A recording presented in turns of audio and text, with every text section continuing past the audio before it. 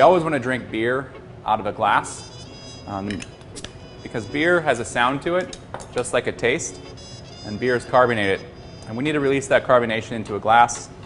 What beer foam can do in your belly? So when you go out, you might see a beer poured like this, where the server's only goal in the life is to not let any of that CO2 out of the beer. A couple things here. One, without that color foam, it's not really a beer.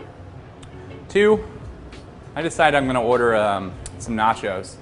And I take that first bite, and once it hits my belly, that happens. So there's about 2.5 bottles of CO2 in this beer that weren't released in the glass. That's 100% what's going on in my stomach if the beer's not poured properly. Now you think, wow, every time I have beer, I get really bloated. And that's what's going on. Or you can get a beer and you pour it down the side with vigor, and you're breaking that CO2 out. And granted, people say that looks like a lot of foam, but foam always turns into beer.